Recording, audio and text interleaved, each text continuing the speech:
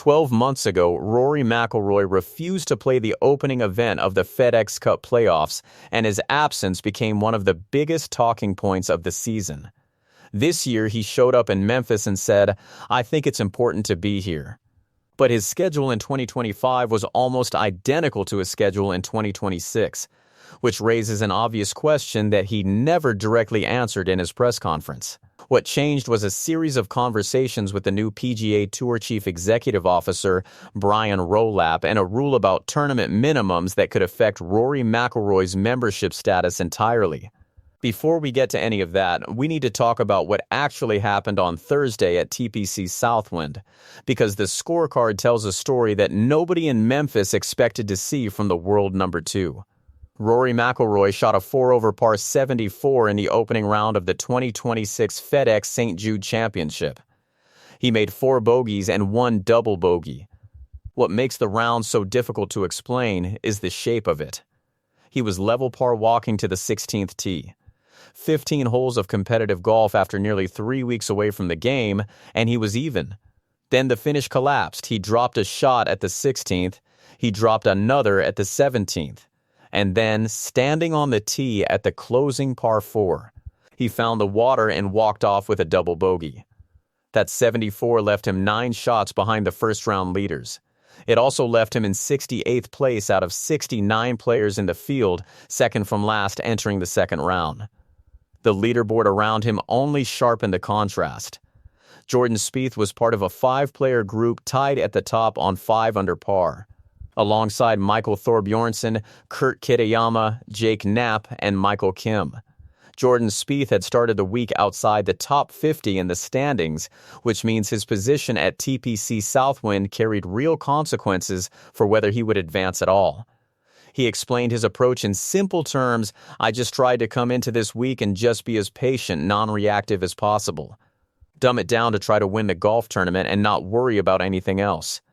England's Tommy Fleetwood sat 1 shot back after an opening 66, a round that included a chip-in for eagle at the par 5 third hole. Tommy Fleetwood was honest about how little his preparation had suggested that number was coming.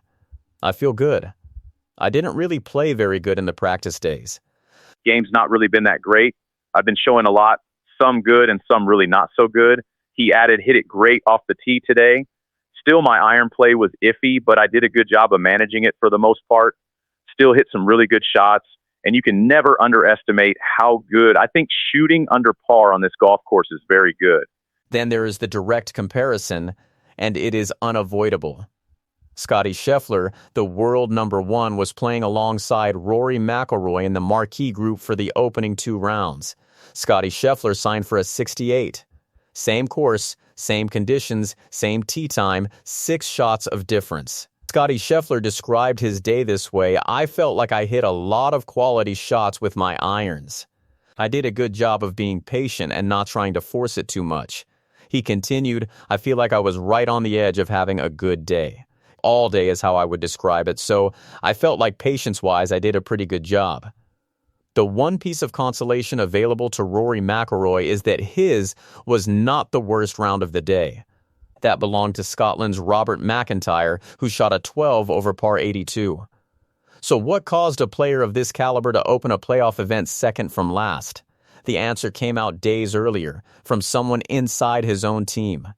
Brad Faxon, who works with Rory McIlroy on his putting, appeared on the Sky Sports Golf podcast ahead of the tournament.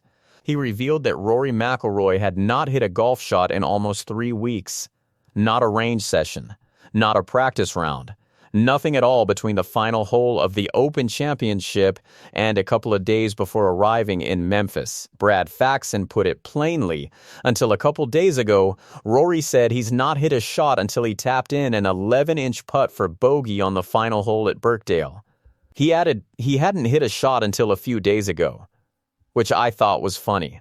That last shot at Royal Birkdale came at the end of a tied 40th place finish, and it was the last time Rory McIlroy made contact with a golf ball for nearly 3 weeks. What he did instead has been widely documented. The 37-year-old spent time with his family and took holidays in Ibiza and Greece, joined by close friends including his caddy Harry Diamond and his European Ryder Cup teammate Shane Lowry. Footage circulated of Rory McIlroy enjoying himself at a nightclub during the break. And this is where the personal news enters the story, because Rory McIlroy himself addressed the physical side of that vacation this week in Memphis. Speaking to Luke Kerr-Dineen of Golf Digest, Rory McIlroy confirmed that his ideal playing weight, the number he refers to as his fighting weight, is 174 pounds.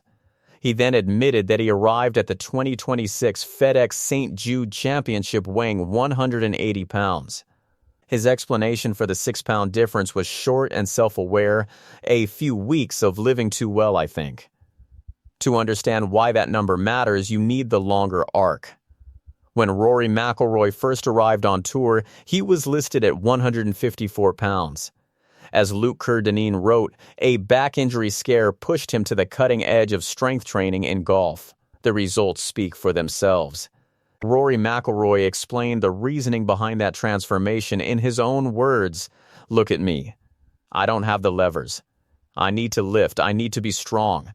If I'm not strong, I don't get to 190 mph ball speed." That is the important distinction here. The weight Rory McIlroy built between 154 pounds and 174 pounds was deliberate, engineered muscle designed to produce clubhead speed. The 6 pounds he brought back from Ibiza and Greece were not.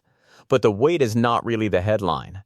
The headline is the 0 range sessions, 0 practice rounds, 0 swings across almost 3 weeks heading into the first event of the playoffs. Which brings us back to the contradiction at the center of this week. Rory McIlroy skipped the FedEx St Jude Championship in 2025, and as arguably the biggest star on the PGA Tour, that absence caused a genuine stir. This year he entered. In his pre-tournament press conference, he offered 2 reasons. The first reason was scheduling. His last tournament before Memphis was the Open Championship, which ended on July 19th. Skipping the FedEx St Jude Championship again would have meant 4 weeks off before the second playoff event, the BMW Championship. Rory McIlroy explained it this way: a few different things went into that decision. I think having 4 weeks off going into the last 2 events of the year was probably going to be a little too much for me in terms of wanting to be competitive.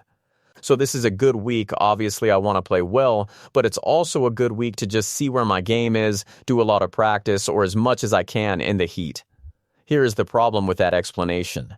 His schedule in 2025 was built the same way.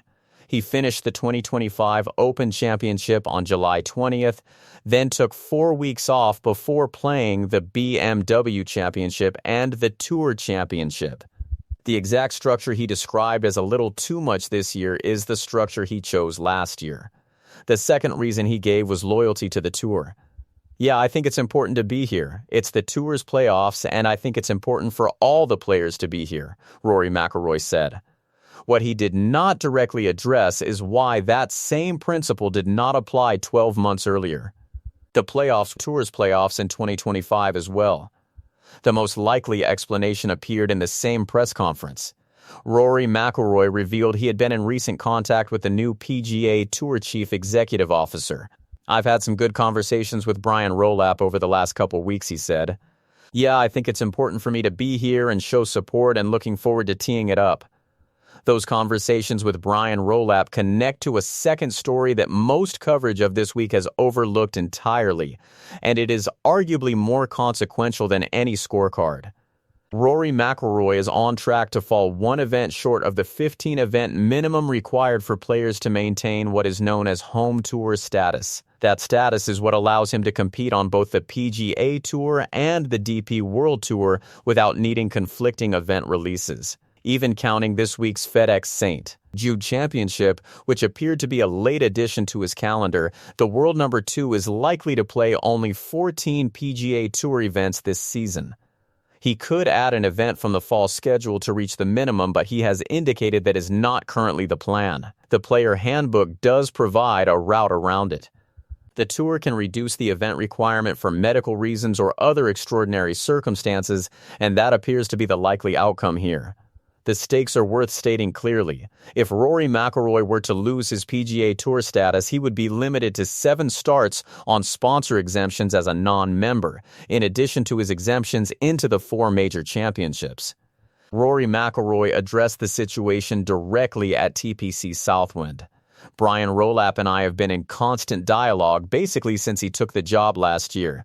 I think we've built up a really good relationship, and yeah, we've had a couple of conversations last week about what I can do with the tour going forward to, fulfill the obligation to, keep my membership, he said. He expanded on that. We've had productive conversations. We're figuring it out, and it will all be fine. It will be a little bit of work between us. Especially with the strategic alliance with the DP World Tour, I sort of pride myself on being a global player. I've got a lot of golf left this year after these events. I play 6 times after the Tour Championship all around the world. So I've tried to pace myself for that throughout the year to get to this point, but yeah, Brian and I have had some good dialogue and we're figuring it out. That reframes the question of why he came to Memphis. Showing up at the playoff opener after skipping it last year may function partly as a goodwill deposit while those membership conversations continue. That is a reasonable reading of the timeline rather than a confirmed fact, but the sequence is difficult to ignore. Those 6 postseason events span Ireland, England, India, the United Arab Emirates twice, and Australia. Patrick McDonald of CBS Sports has suggested that stretch may matter more to him than the playoffs themselves. I wouldn't be surprised if he cares more about this stretch on the European Tour after the postseason than the postseason itself, Patrick McDonald said. You have the Irish Open defense, you have the BMW PGA Championship, which he has come really close to. And then, of course, he'll go to India, get a nice appearance fee there, and all that fun stuff. So is there a genuine case for Rory McIlroy this week, or is the opening round the whole story? The argument in his favor is stronger than the leaderboard suggests. There is no cut at this event, which gives him 3 full rounds to climb. He sits 12th in the standings, meaning his place at East Lake is effectively already secure regardless of what happens in Memphis. He is a record 3-time FedEx Cup champion, having won the title in 2016, 2019, and 2022. His preparation once it started was substantial. He arrived in Memphis early and hit 101 balls on the range on Monday, working with his longtime swing coach Michael Bannon on body rotation.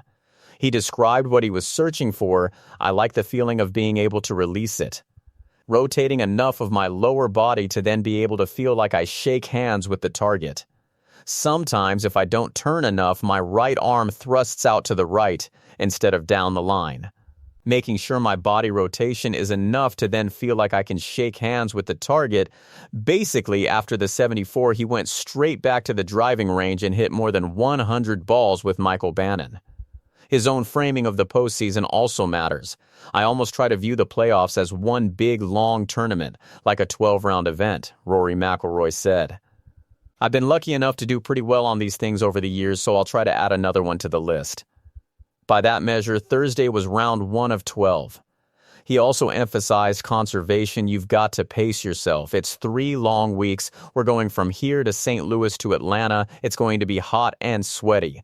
So you want to be able to conserve energy as well. The case against him is equally concrete.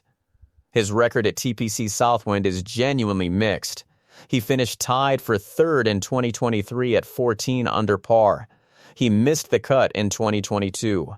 In his most recent appearance in 2024, he finished tied for 68th at 9 over par. His major results in 2026 moved in the wrong direction across the season. He won the Masters in April, then finished tied for 7th at the PGA Championship, tied for 32nd at the United States Open, and tied for 40th at the Open Championship. After that final major, he admitted to lacking motivation. Brad Faxon offered the counterpoint, and it came from an unexpected source. He recalled a story Rory McIlroy had shared about his daughter Poppy, who questioned why her father needed to practice at all when he already knew how to play. And you remember his daughter's great quote when he said to Poppy he had to go practice, and she goes. "Well, you already know how to play, Daddy," Brad Faxon said. That was something Rory said when he left us in that he hasn't forgotten how to play, and I'm sure he hasn't. Brad Faxon also defended the break itself, and his reasoning explains a great deal about this phase of the career. "I don't blame him at all," he said. He was craving to do this for his first 17 professional years of his life. And now with these back-to-back Masters wins, he's like, I can not only afford financially to do this, but mentally, the fatigue you get. He identified the source of that fatigue precisely. It's not that he's physically tired after playing a round of golf, it's the mental fatigue of always being in the spotlight and never getting a break. Whether it's from when you walk into the gates or when you go to dinner at night, somebody is always coming up to you. He added, "I've never seen anyone that is more patient in that situation than Rory, but for him to be able to go out there to the Greek islands with some of his closest friends, the Lauras and the Diamonds, that's a way to get away from the game." This is the wider context. The career Grand Slam is complete. The back-to-back green jackets are complete, making Rory McIlroy only the fourth player in history to successfully defend at the Masters. He has stated throughout the season that he wants more time away from the sport, particularly with his wife Erica and daughter Poppy. One reading is that this is simply what a post-goal Rory McIlroy looks like, and expectations may need adjusting rather than the performances being labeled a decline. The counter reading is equally fair. At 37, with a light schedule and one win worldwide in 2026, there is a question about whether prime competitive years are being left unused. There is a final layer to the week, and it rhymes with everything above. The PGA Tour has confirmed that the FedEx St. Jude Championship will not be part of the new championship series in 2028. Rory McIlroy said he was not involved in those discussions. "Yeah, I'm not part of those conversations, so I don't know," he said. He praised the partnerships behind the event. FedEx has obviously been an incredible partner of the PGA Tour. St. Jude has been an incredible charity partner. He added it's obviously been a staple on the PGA Tour schedule for a long time. Hopefully it gets out and it's still a part of the schedule in some way. FedEx responded to the decision with a statement, "While we are disappointed the FedEx St Jude Championship will not be part of the new championship series. We are encouraged by their plans to find other opportunities to bring professional golf to Memphis." As for the format itself, only the top 70 players in the standings reached the FedEx St Jude Championship, though the withdrawal of Daniel Berger reduced the field to 69. The top 50 advanced to the BMW Championship in St. Louis, and the top 30 then reached the Tour Championship at East Lake in Atlanta. Winners of the first two playoff events earned 750 points each, the same as the Players' Championship and the Majors, before points reset to 0 ahead of the finale. At the Tour Championship, all players begin at even par, with the starting strokes model based on standings having been removed in 2025. The winner becomes the FedEx Cup champion for 2026, earning $10 million and a 5-year PGA Tour exemption.